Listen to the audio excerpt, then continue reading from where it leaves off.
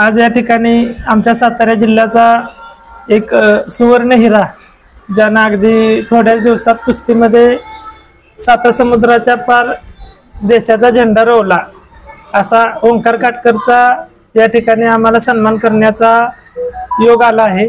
खरं तर त्याचे चुलते महाराष्ट्र चॅम्पियन पैलवान बापू काटकर हे एक त्यांच्या जमान्यातले एक जबरदस्त पैलवान, मुंबई साईचे एक खेळाडू होते। महाराष्ट्राला त्यांनी अनेक वेळा राज्य आणि राष्ट्रीय स्तरावरती मेडल दिलं, परंतु आपल्या पाठीमागे बऱ्याच दिवसाचा कालावधी गेल्यानंतर आपल्या पुतण्याला त्यांनी ह्या क्षेत्रात आणलं आणि टार्गेटच तो कुठलीही इकडची कुस्तीची मैदाने न करता त्याचं टार्गेटच त्यांनी सेट केलं होतं की बाबा इंटरनॅशनल स्तरावरचं। आणि काही दिवसापूर्वी आम्ही जनता राजा कुस्ती केंद्रात भेटलो होतो, त्यावेळेला त्यांनी सांगितलं आत्ताची सुरुवात आहे बघा। म्हणजे हा त्याच्या चुलत्याचा किंवा त्याच्या वस्तादांचा हा कॉन्फिडन्स। आणि सर्वात महत्वाचं म्हणजे जनता राजा कुस्ती केंद्रात संदीप आप्पांच्या मार्गदर्शनाखाली हा सराव करतोय।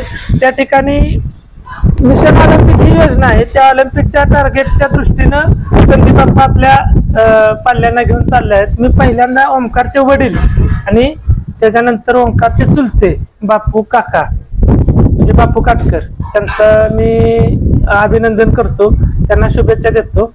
आणि खरं तर ही सातारा जिल्ह्याच्या वतीनं अभिमानास्पद बाब आहे। गेली अनेक वर्ष सातारा जिल्हा कुस्तीच्या आंतरराष्ट्रीय पदकापासून वंचित होता, जेणेकरून कुस्तीला सातारा जिल्ह्याला कुस्तीची मोठी परंपरा आहे। ऑलिम्पिकवीर खशाबा जाधव पहिलं ऑलिम्पिकला मेडल, एशियाड मध्ये बाबूराव वास्के म्हणून रहमतपूरच्या पैलवान आहेत, त्यांनी मेडल दिलेलं आहे। आणि असा हा कुस्ती फ्रीस्टाईलचा इतिहास आहे। त्याच्यानंतर कुस्तीची रिलेटेड असणाऱ्या खेळामध्ये आमच्यासारखे बरेच खेळाडू खेळले, पण कुस्ती हा मात्र गेम असल्यामुळं आणि तो त्यानं भारताला आशियाई स्पर्धेत सुवर्ण पदक मिळवून दिलेलं आहे। आमच्या सातारकरांच्या वतीनं हा खूप अभिमानास्पद क्षण आहे। ज्या दिवसापासून तिथं स्पर्धा झाली तेव्हापासून आम्ही याची वाट बघत होतो आणि काल ग्रामस्थांच्या वतीने याचा सत्कार झालेला आहे। तर त्याला पुढील वाटचालीसाठी त्याला शुभेच्छा, त्याच्या चुलत्यांचं वस्ताद म्हणजे कोचचं अभिनंदन आणि वडिलांचं पण अभिनंदन। सांगते बाबा, आता जी स्पर्धा झाली ह्याच्यासाठी मी खूप प्रयत्न केले।